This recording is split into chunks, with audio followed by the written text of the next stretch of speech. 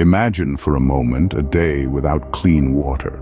Nothing to drink, nowhere to shower, and no way of disinfecting it yourself. This is the stark and dire reality of the water scarcity situation in South Africa. In the land where the Limpopo and Orange rivers flow, millions of people are facing a daily struggle for access to clean water. The very essence of life, something many of us take for granted, is precariously scarce for them. This isn't just about being unable to quench your thirst on a hot day or having to skip a bath. The implications run much deeper and are far more severe. Imagine the health risks when clean water isn't readily available. We're not just talking about dehydration. Without clean water, diseases like cholera and dysentery can quickly spread, turning a basic human necessity into a potential death sentence. Furthermore, consider the plight of hospitals and clinics, where clean water is a non-negotiable requirement for maintaining hygiene and ensuring patient safety. Ponder over the plight of young children who have to trek miles every day, not to school, but in search of water. Reflect on the domestic burden shouldered disproportionately by women and girls who spend several hours each day collecting water for their families. Think about the farmers who watch helplessly as their crops wither away, their livestock perish, and their livelihoods crumble. All because the rains have failed, the rivers have dried up, and the well, it ran dry long ago. Contemplate the cities, where the lack of water exacerbates the heat of the summer, stokes the fires of inequality, and fuels the engines of social unrest. The water scarcity in South Africa is not just an environmental crisis, but a socio-economic catastrophe that's unfolding in real time. This is not a dystopian future. This is the harsh reality for millions of people in South Africa today. But how did South Africa end up at this point? The answer, unsurprisingly, lies in politics and mismanagement. The country's political climate has played a substantial role in its current water crisis. A lack of infrastructure for clean water, largely due to misallocation of funds, corruption, and poor management, has amplified the issue. Imagine for a moment the resources needed to build, maintain, and upgrade an intricate network of pipes, pumps, and treatment facilities. It's no small task, and it becomes an even greater challenge in the face of political instability and corruption. South Africa's water crisis is more than just a natural disaster. It's a man-made catastrophe. The government's mismanagement of funds and resources has left the country's water infrastructure in a state of disrepair. Funds intended for water projects have often been diverted to other areas, leaving the necessary maintenance and upgrades for the water system largely ignored. Corruption has been another major roadblock. It's an open secret that illicit dealings have plagued South Africa's public sector for years. This corruption has seeped into the water sector as well, with officials often turning a blind eye to the issue, or even worse, being part of the problem. Poor management has contributed to the crisis in its own way. The lack of skilled workers and knowledge transfer required to keep a clean water system running is a problem that's been neglected for over a decade.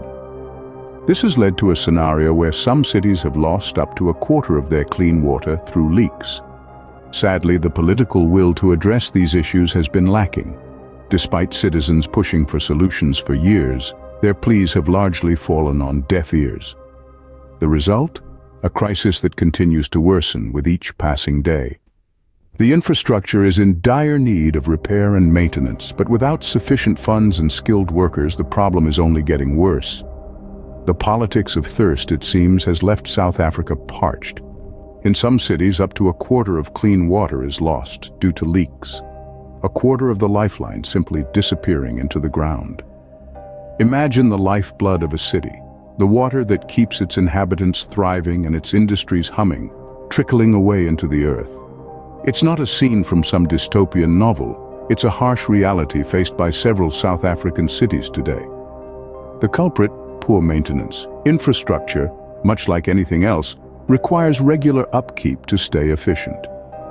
But in South Africa, water systems have been woefully neglected. Pipes corrode, joints weaken, and before you know it, you've got a leak, or worse, a full-blown rupture. But why does this happen? It's not as if the importance of water is a secret. The problem lies in a lack of skilled workers, and the knowledge transfer that is required to keep these water systems running smoothly. It's a bit like having a car, but no mechanic. Sure, you can drive it for a while, but without regular servicing and repairs, it's only a matter of time before you're stuck on the side of the road. And it's not just about fixing leaks, it's about preventing them from happening in the first place.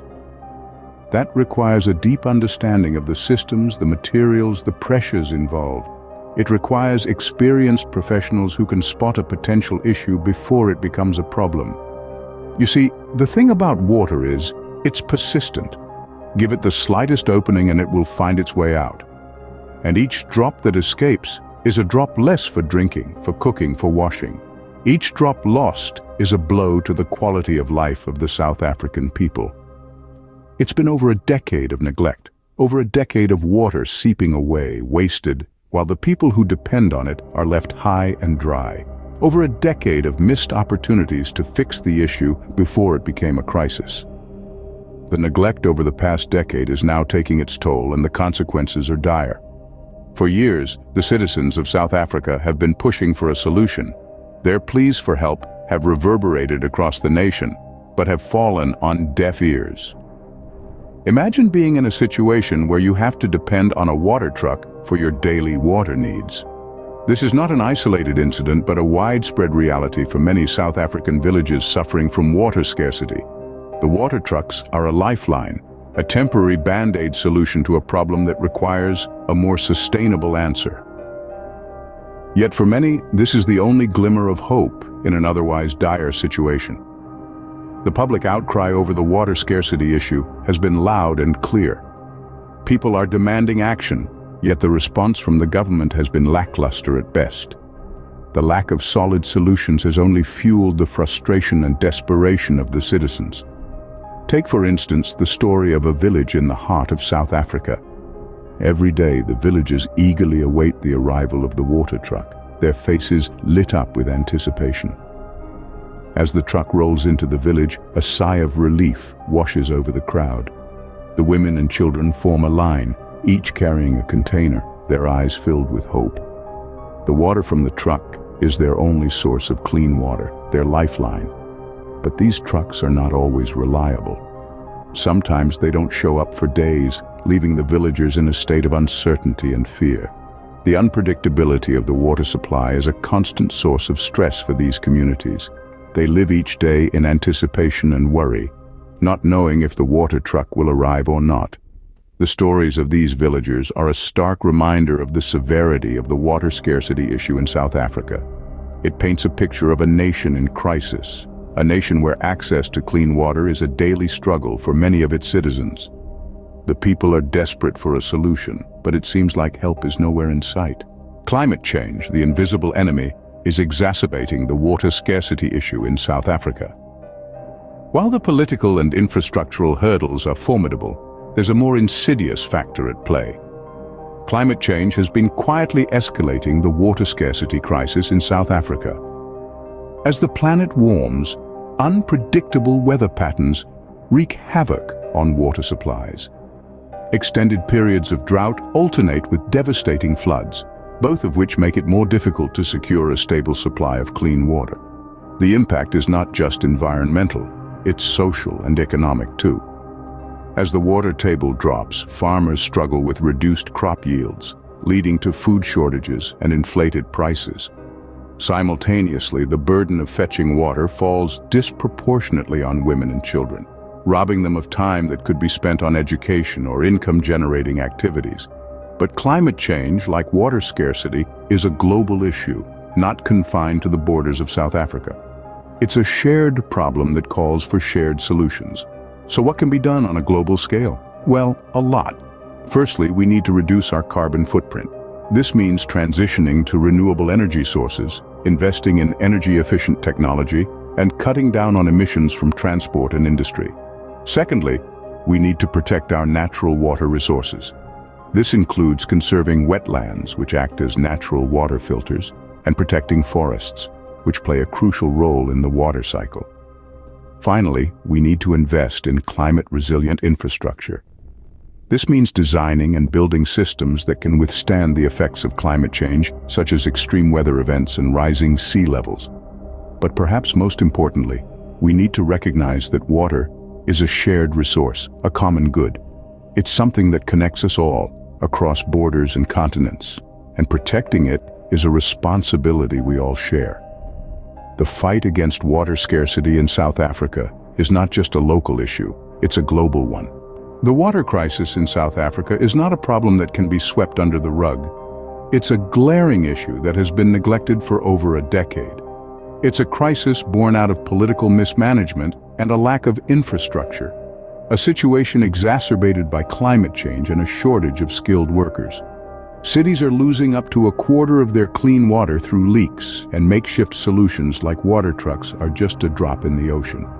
The voices of the citizens pushing for change have echoed for years, yet solid solutions remain elusive. This issue is not just South Africa's to bear alone, it's a global concern. Water scarcity is a ticking time bomb, and it's up to us collectively to defuse it. We need to invest in infrastructure, in knowledge transfer, in climate change mitigation. The time for action is now because water is not just a resource, it's a right.